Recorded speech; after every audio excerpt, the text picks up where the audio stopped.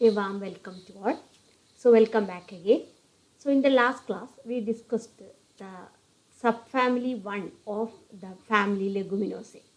I already told you Leguminosae is the second largest family in angiosperms, and this family is divided into 3 subfamilies. That is, first one we studied, that is Fabaceae, and second one now we are going to study, that is subfamily Caesalpinioideae, or you can call Caesalpiniaceae. Caesalpinioideae or Caesalpiniaceae. So by looking into this picture, you can see this picture that is very familiar to you, this plant, Gulmohar. So this is the family of Gulmohar, and also the family of our national flower. So systematic, not national flower, state flower. The systematic position of this family includes Polypetalae, Calyciflorae, Rosales and Leguminosae, and it's a subfamily. Clear? Polypetalae, petals are free. Calyciflorae, calyx, a cup-shaped structure present. Then Rosales and Leguminosae, and it's a subfamily Caesalpiniaceae. Clear? Okay. So distribution. It is usually distributed in tropical and subtropical countries of the world and contains about 180 genera and 3000 species. So a largest member, actually 3000 species belongs to this family, and 23 genera from India. Okay. And its habit, while you discuss, most of them are trees, and you can also see shrubs and herbs also. One example is the tree example, Gulmohar. Shrubs are many types. The Gulmohar is a tree, and our common Kanikonna is a tree. Cassia fistula belongs to this group. So this is a Cassia family. You can call it as Cassia family.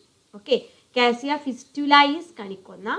Cassia tora, our tavara, the common leafy vegetables that we are using, growing in all the field. Okay. And that is a herb. So different Cassia species belongs to this family. Clear? Now, leaves. Usually the leaves of this family are alternate, pinnate or bipinnately compound. So you look at the leaf of Gulmohar, you can see that pinnately compounded leaves. Usually that is. Inflorescence is racemose, spikes or corymb. You studied corymb. What is corymb? Lower flowers have long pedicels, upper flowers have short pedicels, all in same level. You studied Caesalpinia pulcherrima, Rajamalli, that's used in temples and all. So that's an example, raceme, spike or corymb. Flowers usually bisexual, zygomorphic, that's a typical feature, zygomorphy. In Papilionaceae or Fabaceae also you studied zygomorphy, here also zygomorphy, and flowers are hypogynous or perigynous. You cannot say that is inferior or superior. Okay. Then calyx is also important. Calyx is having sepals, and 2 sepals that are odd sepals, and 2 sepals may be fused in some cases, in Tamarindus, Puli.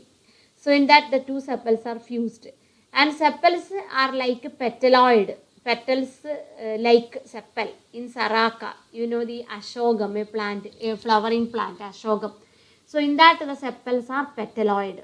So sepals may be fused in Tamarindus, sepals may be petaloid like in Saraka, Ashoka.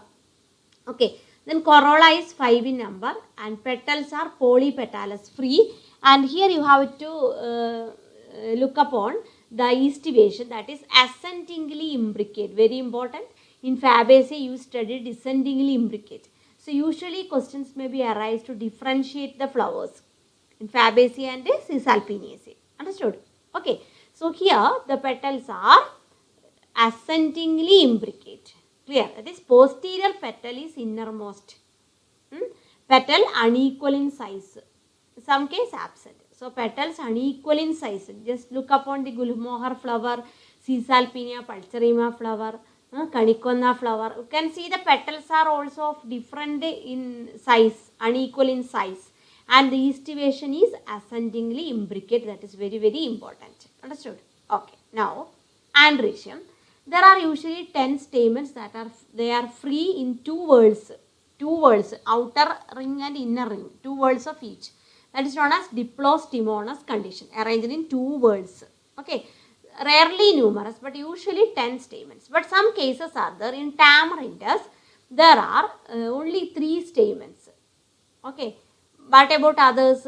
Others are reduced to staminodes. They are not functional. Clear? In Tamarindus, only 3 stamens, others are staminodes. Okay, Bauhinia, you know, Mandaram, very common plant. There are 3 to 5 stamens only. In Cassia, only 5 to 7 stamens. So, variations are among there, but usually the condition is what? 10. Typically, 10 free stamens. Okay. Then others are Dithecus and Introse dehiscens. Gynoecium, monocarpellary. You studied the feature of legume fruit. Monocarpellary, superior and unilocular, single locule, placenta, marginal placentation. Okay. You know the fruit of Gulmohar, long fruit. They like our beans, fire. So when you cut open, like in future, you can see marginal placentation. Seeds arranged. Stigma is very simple and style also only one. Okay. Fruit legume. I already taught legume, but it is indehiscent. Winged legumes. Usually indehiscent fruit. Now we are moving on to its economic importance. It's a very simple family. What I told you, you have to remember the points. The nature of the corolla, petals are unequal in size usually, and petals are highly colored with ascendingly imbricate estivation. Stamens in 10 usually, but in some cases stamens may be modified into staminodes, etc. Sepals also in some cases petaloid in nature, and in some cases they are fused. Okay. Then monocarpellary, unilocular, marginal placentation. Understood? Okay. Now economic importance. Many of them are ornamental plants like Bauhinia acuminata, Bauhinia purpurea, Bauhinia tomentosa. These are all different varieties of Mandaram. Dulonyx regia. You know the largest trees like our Mayflower. Dulonyx regia, Mayflower. And Caesalpinia pulcherrima. This is Rajamalli. Okay. These are all trees where usually grown as ornamentals. Then medicinal plants are Cassia alata, Cassia occidentalis, etc. used for skin infections. Then hematoxylin is a dye that is extracted from the nucleus staining dye. When using this stain, you can stain the nucleus while cytological experiments are going on. So hematoxylon is the plant from which hematoxylin is extracted. So the dye obtained from hematoxylon. Clear? Okay. Now timber. Timber is obtained from Tamarindus indicus and Cassia fistula. Cassia fistula is Canicona, Tamarindus is Puli. Timber obtained. Then tannin. Bark and seeds of Bauhinia malabarica and Bauhinia purpurea. Bauhinia species give tannins from the bark. Then edible products are flower buds of purpurea. Bauhinia is edible. Then roasted seeds of Cassia occidentalis also edible. Okay. Then fiber obtained from bark of Bauhinia racemosa and gum from bark of Bauhinia racemosa. So timber is there, medicine is there, tannin is there, gum is there, fiber etc. are available from this family. So this family is highly economically important. See, now you can look upon the plants belongs to this family. This is a Dulonyx regia, you know now Gulmohar or Mayflower, you can call some. Then this is Caesalpinia pulcherrima. This is also, see the pinnately compound leaf. Here also pinnately compound. Caesalpinia pulcherrima, very common plant. Rose color flower available, orange, reddish color available. So these are you can use for preparing herbarium. Clear? This is Tamarindus indicus, Puli, and its flower also yellow colored flower you can use for herbarium. This is Bauhinia acuminata, our common Mandaram. This is another species of Bauhinia, Bauhinia purpurea. This is available in our campus also. And this is Bauhinia tomentosa, an yellow colored Mandaram. So in all the leaves, Bauhinia, you can, very simple, the leaves, they like our Kala Kulambu, ox foot, like shape leaf. That is the identifying feature of Bauhinia plant. Bauhinia acuminata white, purpurea this pink color, Bauhinia tomentosa yellow. Then Tamarindus Puli, Caesalpinia pulcherrima, Rajamalli, Dulonyx regia, our Mayflower. This all you can easily available in our most of our places, and you can prepare herbarium by taking the plants. Clear? Okay. And another some important plants, Peltophorum. This is also available as avenue tree in roadsides and all. Very common plant. Yellow flower you can see fallen in the ground. Not now, I think its flowering time is December, January like time. Peltophorum pterocarpum, and this is Saraka Ashoka, look like our Ixora, Chekki. This is a tree, Ashoka tree. This is mentioned in the Ramayana, Saraka Ashoka, medicinal as well as used for sacred purposes in temples and all for pujas. Then this is Cassia fistula, very common one, This is Kanikonna. Everybody know this plant. Okay, Cassia fistula. See, the size of the petals are different. Okay. And here the sepals also colored. I told you sepals also petal-like. Okay. This is a Senna alata. This is very common plant. Is available in roadsides and all. This is Senna alata. This is another Senna occidentalis. See, all of this, the leaf nature, pinnately covered leaf. Senna occidentalis. This is Senna alata. This is a common garden plant. This is Senna polyphylla. Small tamarind leaf like puliyude ela polullathu. Senna polyphylla. So see how many plants available from Cisalpinaceae. So by looking upon the nature of the flower, you can easily identify now this family. Okay, ascendingly imbricated estivation. Clear? So this is a second important subfamily of Leguminosae. So Leguminosae, 3 subfamily, Fabaceae or Papilionaceae. Second one Cisalpinaceae and third one Mimosaceae. So we finished first one Fabaceae and also second one Cisalpinaceae.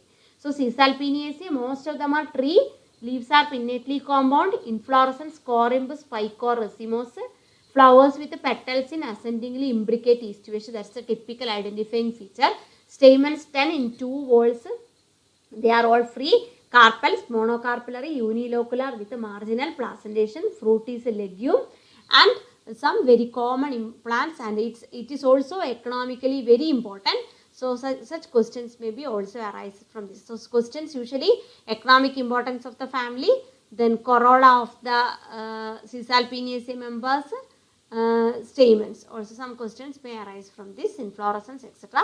So you have to study thoroughly and look upon these plants and familiarize each plants that are growing in your field nearby and etc. and try to prepare herbarium of all.